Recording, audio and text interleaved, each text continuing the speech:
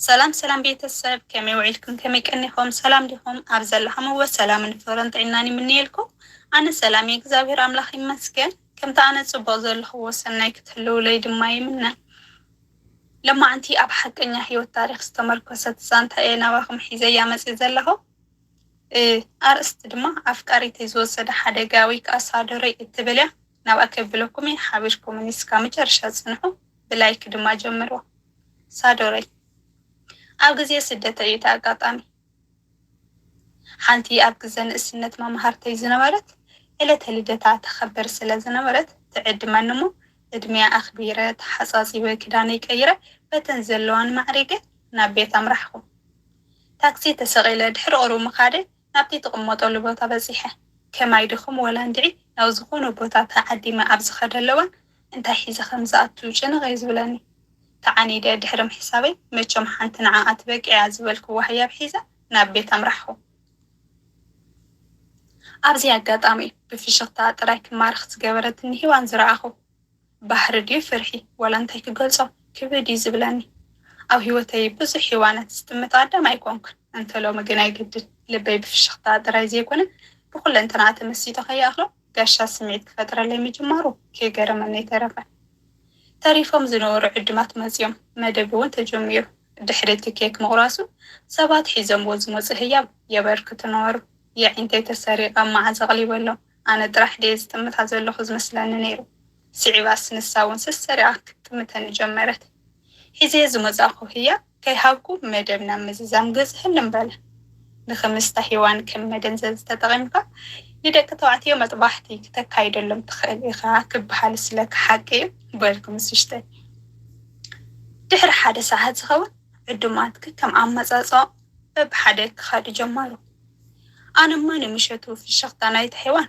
ዝሰደኒ ኮይኑ ይስማዕኒ ይነበረ ግዜ ናብ ኣጋምሸት ገፁ ስለ ዝተዓዘረ ክኸይድ ኢለ ምስ ተሳኹ እታ ኣብ ግዜ ንእስነት መምሃርተይ ዝነበረት ሂዋን ኩራ ሓዊሳ ዘይሎም ተረኺብናስ ፍጹም ኣይትኸይድን ኢኻ ሓዲርካ ጽባሕ ትኸይድ ናይ ቀደም እናዘከርና ኸ ይዕልልክና ምሲና በጃኻ ሃደር በለትኒ ዓይነይ ከይሓሰኸ ውሽጠይ ፍስሓና ተሰማዕኒ ተቐቢለዮ ዘፍርሐኒ ዝነበረ ጉዳይ ግን እታ ሂዋን ከይትኸይድ እዩ ከም ብሓድሽ ገዛ ልዓዒለን ዝነበረ ወጋጊነን ቡን ክቐልዋ ጀመራ እታ መምሃርተይ ውዝ ብዚኣ ከዓ ተላለያ ቤተሰብ እያ ሳዶር ትበሃል ብሓውሲ ሕፍረት ባዕለይ ዘይላልያ ንስኸ ተላልየኒ ሓቀይ ምሽ ሳዶር በልክዋ ፍሽኽታ ለጊሳ ወሓቅኻ ኢላ ድንን በለት ብዙኾነ ክሳብ ኣብዛ ምድሪ ዘለና ሰቢሕ መቒ ፀብቕ ኣበይ ይፈልጦ ይበሃለ ሚኪ ይበሃል ጽቡቕ ሌላ ድማ ይግበረልና በላ ሕፍረታ ከይቀንጠጠት ፍሽኽታ ኣሰኒ ጽቡቕ ሌላ በለትኒ መቸም ርጋት ዘለዎ ምሸት ኣምሲና ቀደም ተምሃረ ከለና ንገብሮም ዝነበርና ይኹን ተወሳኺ ዕላላት እናምፃና ኣዕልለን ሰና ጥራይ ዘይኮነሲ ወጊሕ እዩ ዳርጋ ቡን ተወዲኡ ኣቑሑት ተለዓዒሉ ንሕና እውን ክንዕርፍ መመደቀሲና ሒዝና ኣብ ሂወተይ ምልኦ ከም ታለይቲ መውጋሕ ዝኣበየት ንመዓልቲ ግን የላ ምስሊ ሳድር ካብ ዓይነይ ምልገስ ኣውይኒ ዘይወግሕ የለን ወጊሑ ቁርሲ በሊዕና ገዛይ ክኸይድ ምስ ተበገስኩ እታ ኣዝየ ዝሃረፍክዋ ሂዋን ገዛ ክትከይድ ምሳይ ተበገሰት ካብቲ ዝነብረሉ ገዛውቲ ንእሽተይ ርሕቕ ኢልካ ምንባር ገዛውታ ባህታ ፈጠረለይ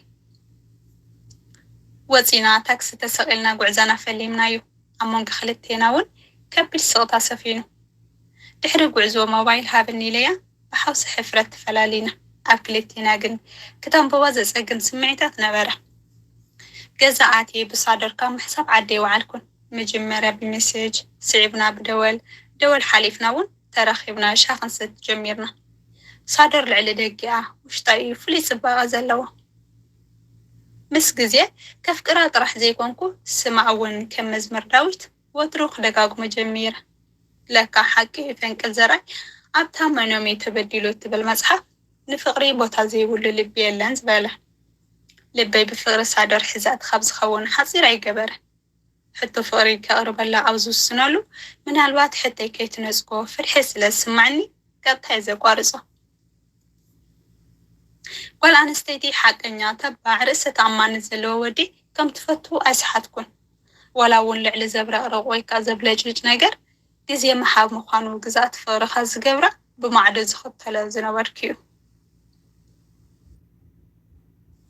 كم معلتات حدا معلتي زلن تبعت أكيبة كمتي أبقى مصحف سنببكو قالت نابل بأبال جوسد سرقيات سرحلو كارتاك خوني خيلي إذا مالت قالت ترى على ومن المواليو قالت يسرع بزلن معرقة نتها بفغراس تمارخ كيوان سمعتاتي كجلس الله أبا تقاصرة ترخبكو لبي كابتني وتر هرمتان العلي زيادة ختحرم تفلتني زعتك وتبعت المن خوين تسمعني أكمزي همت كلهو هاند بزي تصبخو صادور زيادة خاب كالي معلتي قرما وسيخة بأزي صحابي كدان معرقة في الشيخنا بلتنا ويقزاحت مزة تعذبكو ناي فورا جزء مخاني عقبة تسمعني بفي شخطات عجوا مزيا ميكي بموال موق سلام تلقيسة عفيتيكو في بلت دحرق لزي ستة مئزاز يعين تيتخيلة كاويلة طمتكوا صادوري إذا مسل ملكع مدما مستوى ويرو زي ودا أو شتاو زباغ حيسكس كساب حجي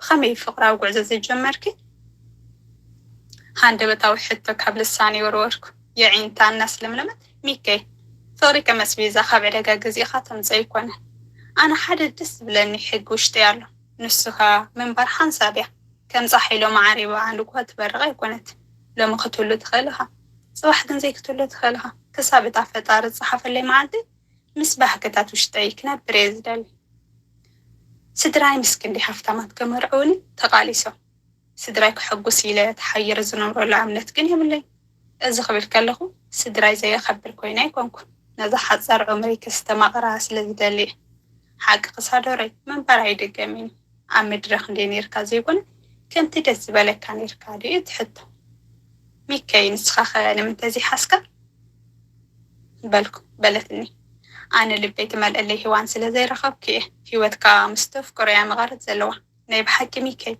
تمسوي سلام من حيلة انت اللي مسلكا بزي تفكره عايت عمني هوات انت بزح ششاي انت بزح دريد كل دحر فوري دحركا فور زي ولا حدا كم من قصقاز فكرو بيتا ما أسرتيو دحر حساب مدناقي نايب حكي كبل حساب دقفكو إلا نخو حزنبر ناي مصاف ملكت هاي الرعي قدانا افتقند قدايي كاتو سنكو مخنياتو سأن ممالي سمعتاتي زغتل زلخو سلز مسلاني أبن بي زلخو زارو سنكو صادوري إلا دنين والكو ترقتها لبي هرموت خوص خنات فلتاني عبيت ميكي بموال حسابي كتسمع تدالوت ملحاسي أو شعب زيحو زي آمال خول تفتف باله زسانا قوة تبعات يخون سرع خوام كالات كابل الثاني موسى مسعبي دانينا صوبالكو ميكي قال قتل زدالخا أمغن استسكف قوينو يسمعنا له أو صادوري حدا نقر كبلا كدالي انتاي سقم علوه دليت كاتزارب بالتني كتابع خمزلاني مسوشتي تسمع معه دنزيات حتى بلا نتهم عفر حيتا وحيتا مزنوار غالاتي بابا حدا خوصهم جمركو صادوري مفكار كم سركينا وريكونا أنا خفت الزريق كساعتات حزام ورخنا يفرخ يا خوينا أيكونن بفرخ عن استمارغة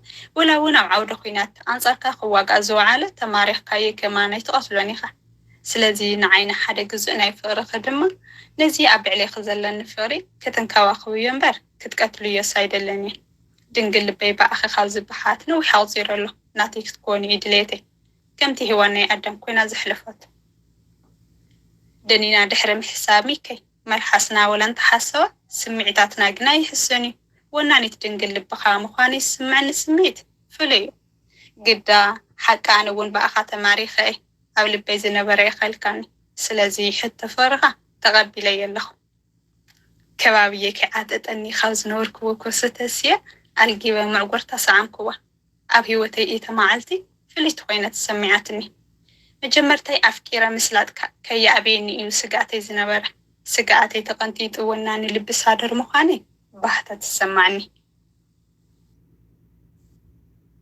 فغري بخلتا زمئزن كنسو لبقن حانتيا عمق فغري خابنة أحل دراوة رحالي فنورة فغري زي فكران برزي فكرت عمق فلطو زكال كم زي كونه بقبري يريو أبا حرف غرد حيلنا ندان صاففنا خلنا أيو هندبت نركب كليتنا زناوز معبل استفترة أنا بوزح بدأ زدق في سبعي نبرن أب تحت فتاري حدا يلحق بيت السبي صحتي لنا شاهي يسدلي ሓንሳብ ድማ መታዓቢት እዮም ዝሕግዝኒ ነይሮም። ስራሕ ክሰርሕ ብዙሕ እዋን ፈቲነ ግን ፍጹም ክረክብ ኣይከኣልኩን። ንሳደር ሓደ ሓዋኢው ደገ ዝነብር ንስኡ ድማ ዝሕግዛ ወላ እውን ፕሮሰስ ጀሚሩላ ዝነበረ ንሳደር ናብ ሓደ ኣብኡ ምስኡ ዝነብር ዓርኪ ከመርዕዋ እዩ እቲ ሓሳቡ። ሳደረይ ግን ፍጹም ክትቅበሎ ኣይከኣለት። ብዘይ ምቕባላ ጥራይ ዘይኮነ ኣፍቃረለኒ መዋላ ዘቆጥዖ ሓዋል ዝሰደላ ዝነበረ ገንዘብ ከይኣኽሎ ነቲ ጀሚሩላ ዝነበረ መንገዲ ከይተረፈ እዩ ምስ ኣቕበፀቶ ዘቋረፆ። ሳደር ግን ፍጹም ከም ዘይተቐበሎ ኣቕቢፃቶ ብብሎክ ተባሃሂሎም ከም ጓነት ካብ ዝኾኑ ናብ ወርሒ ገጽ ኸይዱ ነበረ። ንኹሉ ናይ ሳደር ንብረት ሸይጥና ኣብታ ብሕስሪ ዝቕመጣ ሓንቲ ፍርናሽ ጥራሕ ዘላታ ኣዝያ ጸባብ ገዛ ተጠርኒፍና ዘይከኣል የለን ክኢልናዮ። ምስ ተፍከሮ ወላ ተዝኸፍአ ነብራ ንዓኻ ምቁር እዩ። ኣፍታ ንቕድሚት ምስ ኣተኻ ክጥወ መንደቕ ኣብ ቅድሚ ዓይንኻ ዝፀንሐካ ገዛይ ካብ ንጥርነፍ ኣዋር ሓሊፍ ነበረ። ስእነት ፍቕሪ ተለዋ ረኽበት እያ። ንሳደረይ ኣብቲ ፍሕፍሕ ዝብል ናይ ፍቕርና ግዜ ባህግታታ ከማልዕላ ዘይምኻለይ ውሽተይ ቁስን ኣይነበረ። እታ ኣብ ትሕቲ ፀሓይ ፀሓየይ ኣብ ግዜ ጸላም ድማ ብርሃነይ ዝኾነት ኣፍቃሪተይ ዝን ምባል ስቕታ ካብ ትጅምር ሰሙን ሓሊፉ ነበረ። እዚ ድማ ንዓይ ዘየቐስን እዩ። ምክንያቱ ንዓይ ክትብልያ ምቁር ህይወት ገዲፋ ኣብ ዕረ ምሳይ ብፍቕሪ ተቖሪና ክሻቐል ድማ ሕሊናዊ ግዴታ ነበረ። ምስ ግዜ ናብራ ከብድና ስለ ዝጀመረ ስራሕ ኣብ ምድላይ ተፀመድኩ። ካብ ዕለታት ሓደ መዓልቲ እዩ ስራሕ ክደሊ ውዒለ ብዘይ ምርካበይ እናተሓሳስበኒ ንገዛይ ተመለስኩ። ገዛይ ኣብ ዝኣተኩሉ ሓንደበት ዘይተፀበኽዎ ብቐይሕ ፍዮሪ ማዕሪጉ ኣብ ማእኸል እቲ ቀይሕ ዕምበባ ዋይን ኮታስ ዘይተፀበኽዎ ፀናሐኒ። ወይን እናሰተና ቃላት ናይ ፍቕሪ ክንለጋገስ ጀሚርና። ድሙቕ ዝኾነ ምሸት እውን ኣምሲና ድሕሪ እኳ ዘይፅዎ እዩ። ኣብቲ ዓሚቕ ድቃስ ከለኹ ሃንደበት ኢደይ ሰዲደ ንሳደር ሓሰስ በልክዋ። ዘይምህላዋ ፈለጥኩ። ድንኳንያ ኸይዳ ትኸውን ብምባል ድቃስ ይቀፀልኩ። ደጊመ ፀኒሐ ተሲአ ኣይመፀትን ናበይ ዳ ኸይዳ ብምባል ሞባይሊ ኣልዒለ ደወልኩላ። ሞባይላ ተዓፅያ እያ ነይራ። ሻቕለተይ ክዛይድ ተፈለጠኒ። ትስእ ክብል ኣብ መተራእሰይ ወረቐት ፀንሐኒ። ከፊተ ከንብቦ ድማ ጀመርኩ።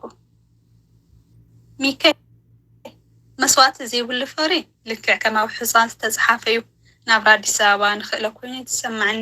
ንፍቕርና ክብል መስዋዕቲ ክኸፍል ግድን ኮይኑ ስለዝተሰምዐኒ ንሊብያ ተበጊሰ ኣለኹ ዝብል መልእኽቲ ምስ ሃንበብኩ ንባዓተይ ዛረየ።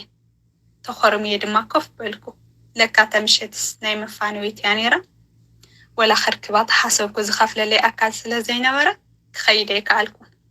ደሃያ ክሰምዕ ተኸርምየ ይፅበ ነይራ። ኣብ ከቢድ ፍርሒ ከለኹ ሊብያ ብሰላም ከም ዝኣተወት ነጊራትኒ። ሒሳባ ምስ ተኸፈለላ እውን ናብ ትራብሎስ ዝተባሃለ ቦታ ከም ዝኸደት ደው ኢላ ተዕልለኒ ነይራ። ምስ ግዜ ድማ ባሕሪ ክትፍትን ትፋንያት ነተበገሰት። እቲ ኣላፍ መዘና ይኹን ደቂ ዓደይ ዝበልዐ ባሕሪ በቲ ዝሓለፈ ከይኣክል ሕጂ እውን በኽሪ ፍቕረይ ከይወስደለይ ልዕሊ መጠን ሰጋእኹ። ድሕሪ ምብጋሳ ሞባይለይ ከፊተ ኣብ ገጻት ፌስቡክ ዘበር እናበልኩ ከለኹ ሃንደበት ብርሃን ክለ ጸልመተኒ። እታ ሳዶረይ ዝነበረታ ጀልባ ከም ዝጠሓለት ዝገልጽ ጽሑፍ ረኣኹ። የዒንተይ ዘየቋርጽ ነውዓት ወሓዘ። ቀፂለ ኣብ ማይ ደኢ ተማምሃርተይ ሳዶረይ ኣይኣመንን እየ ካብ ኮነ ግን መንግስተ ሰማይ የዋርስ ክዝብል ጽሑፍ ብስእሊ ተሰኒ የንበብኩ። ዓለም ሕቋኢ ሂባትኒ ምንባር ከቋርጽ ይሓስብ። ኣደይ ግን ምስ መን ክትገድፈኒ ትብል ዘላ ኮይኑ ይስማዓኒ። ቀትሪ ለይቲ ብዘይ ዕረፍቲ ነውዓት ኮይኑ ቀለበይ ባሕሪ ጉድ ገይሩኒ። ድሕሪ ኺሰኒፈ ጥራሕ ዘይኮንኩ ወዲቐ ከምቲ ንዝወደቐት ገረብ ኩሉ ፋሱ ዘልዕለላ ንዓይ እውን ከምኡ። ካብቲ ዝነበርክዎ ገዛ ወፂእ ጎደናታት ኣዲስ ኣበባ ኮይኑ ገዛይ እንተናትኩሞ መትሑፂ ኮይኑኒ ኣሎ። ሳደረይ ግዜ ሓያል እዩ ኣላልዩ ከብቅዕ ፈላሊና እቲ ዝሕዝን ምፍልላይና ንዘለዓለም ምዃኑ እዩ። እዚ ናተይ ናትክን ፍቕራዊ ዛንታ ኣብ እዝኒ ሰማዕቲ ክበፅሕ ከሎ ከመይ ኮነ ንብዕ ይኸውን? ኣብ ላዕላይ ሰማይ ፍቕሪ እንተዳሓልዩ ከፍቅረኪ እየ። ክብረት ሰማዕተይ ናይ ሎማዓንቲ ዛንታና ነዚኣ ትመስል ነይራ። ፈቲኹምዋ ትኮኑ ተስፋ ይገብር። ኣብ ቀጻሊ መደብ ብኻልእ ትሕዝቶ ክሳብ ንራኸብ ሰላም ዕረፍቲ ቅሳነት ዘለዎ ቅንያት ይምንየልኩም። በይ ባይ